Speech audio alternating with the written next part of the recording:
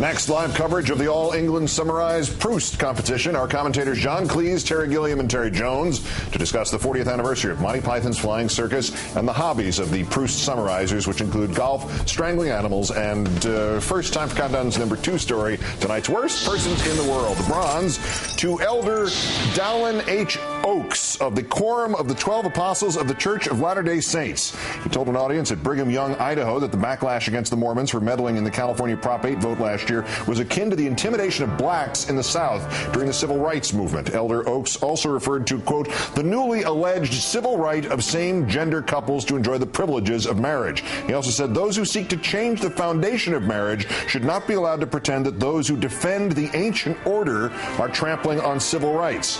One would think that with the Mormons' history of having previously been on the wrong side of integration and the wrong side of that pesky ancient order of one woman per marriage, that these are subjects about which Elder Oaks would want to shut the hell up.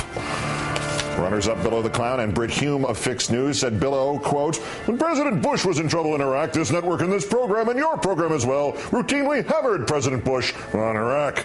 Said Hume, we were very faithful about covering all the bad news that came out of Iraq. Said Bill O, there was no cheerleading.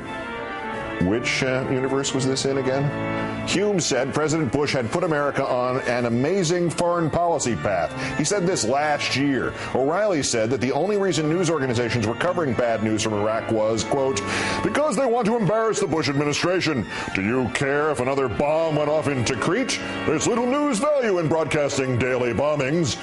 He said that 2 years ago.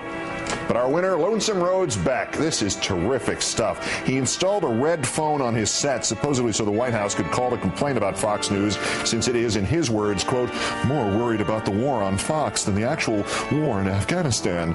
Ben Smith at Politico.com thought he'd find out how often Beck was more worried about the actual war in Afghanistan. He did a Nexus search of Beck's scripts since Beck went on Fox in January. 97 Becker had references to Afghanistan, 38 more to the Taliban, compared to Marxism, 127 references, community organizers, 167, the SEIU, 259, liberals, 272, communists, 330, socialists, 404, czars, 533, and Acorn, 1,224 references.